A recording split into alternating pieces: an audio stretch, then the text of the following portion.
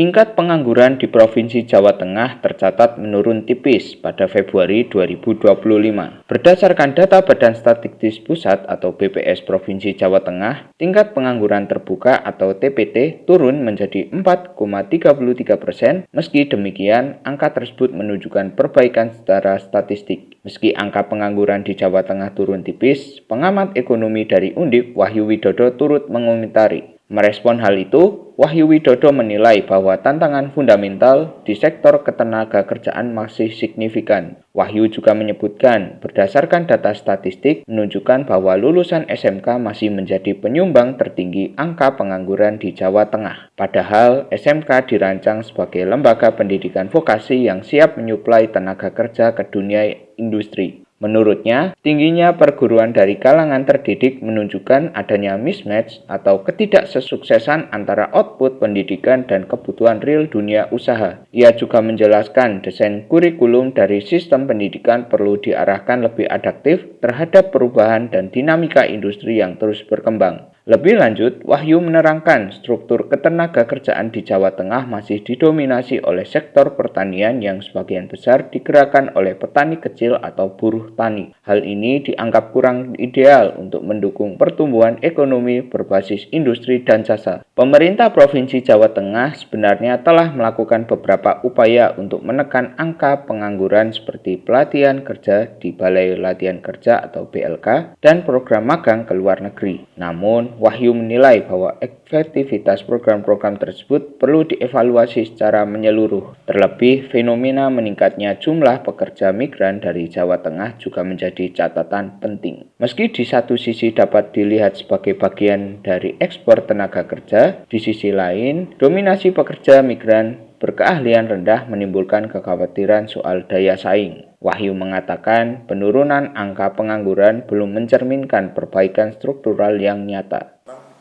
Catatannya begini, dari sisi agregat, maksudnya secara keseluruhan, statistiknya membaik gitu kan. Tetapi ada hal yang lebih fundamental kalau kita bicara ketenaga kerjaan, yaitu sebenarnya masalah klasik ya, masalah klasik, tetapi memang masih menjadi PR kita bersama sebenarnya. Pertama misalnya adalah pengangguran tertinggi itu dari sisi pendidikan itu adalah SMK, lulusan SMK.